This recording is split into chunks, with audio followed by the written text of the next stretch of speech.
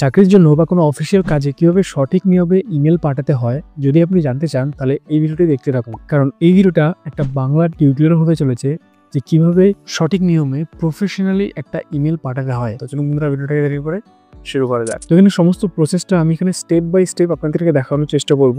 তো তার জন্য সবার প্রথমে আপনি আপনার ফোনের মধ্যে যে জিমেল অ্যাপটা রয়েছে সেটা আপনি এখানে অন করে নিন। এবার সবার প্রথমে আপনি এখানে একটা অপশন দেখতে পারবেন কম্পোজ বলে। এবার নতুন ইমেল পাঠানোর জন্য আপনাকে সেই কম্পোজ অপশনে ক্লিক করতে হবে। তাহলে একটা নতুন পেজ এখানে খুলবে। তারপরে টু অপশনে আপনাকে সেই ইমেল অ্যাড্রেসটা দিতে হবে যে ইমেল অ্যাড্রেসে আপনি এই মেলটা পাঠাতে চান। তো এই টু অপশনে আমি একটা ইমেল অ্যাড্রেস এখানে লিখেছি। আপনি চাইলে একটার বেশিও কিন্তু এখানে ইমেল অ্যাড্রেস অ্যাড করতে পারেন। এখানে খেয়াল রাখবেন আপনি যখন এখানে ইমেল অ্যাড্রেসটা টাইপ করবেন সেটা যেন সঠিকভাবে আপনি এখানে টাইপ করেন, যাতে এই ইমেলটা সঠিক জায়গায় সঠিকভাবে পৌঁছে যায়। তো এবার চলে আসি সাবজেক্ট অপশনের উপরে।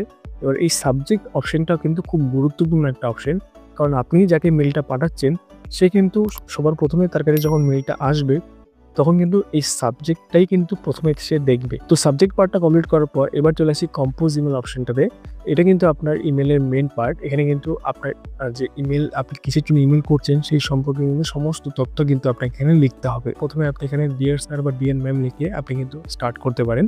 তারপরে আপনাকে আপনার যে বেসিক ডিটেলস রয়েছে সেটা কিন্তু আপনাকে এখানে দিতে হবে, যেমন আপনার নাম, আপনার জায়গা, এসব কিন্তু আপনি এখানে লিখতে পারেন। তারপরে আপনি এখানে এন্টার অপশনে ক্লিক করে নেক্সট একটা প্যারাগ্রাফে চলে আসুন যে আপনি কিসের জন্য এই ইমেলটা পাঠাচ্ছেন। যদি আপনার একটা জব অ্যাপ্লিকেশন হয়ে থাকে বা আপনার যদি একটা লিভ অ্যাপ্লিকেশন বা ছুটির আবেদনপত্র হয়ে থাকে, সেই কারণটা কিন্তু আপনাকে মেনশন করতে হবে। আমি এখানে একটা ছুটির আবেদনপত্র লিখে আপনাদেরকে দেখাচ্ছি।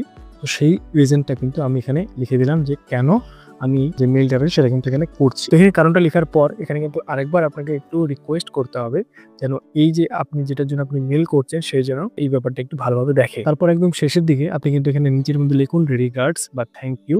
তারপর আপনি কিন্তু নিচের দিকে নিজের নাম লিখে আপনি কিন্তু এই ইমেলটাকে শেষ করতে পারেন। তো এই পার্টটা কমপ্লিট করার পর আপনি যদি আপনার ইমেলের মধ্যে কোনো ফাইল অ্যাটাচ করতে চান তাহলে আপনি সেটা কিভাবে করবেন, তার জন্য উপরের দিকে দেখতে পাচ্ছেন একটা অ্যাটাচমেন্টের অপশন রয়েছে, সেখানে আপনি ক্লিক করুন। এখানে আপনার ফাইল ম্যানেজার খুলে যাবে।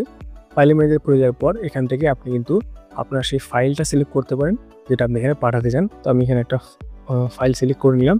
দেখুন এই যে ইমেলের মধ্যে নিচে দিকে কিন্তু সেটা অ্যাটাচ হয়ে গেছে। সব কিছু যদি এখানে ঠিক থাকে জাস্ট আপনি এখানে সেন্ড যে অপশনটা রয়েছে সেখানে ক্লিক করে দিলেই আপনার যে ইমেলটা রয়েছে সেটা কিন্তু এখানে চলে যাবে।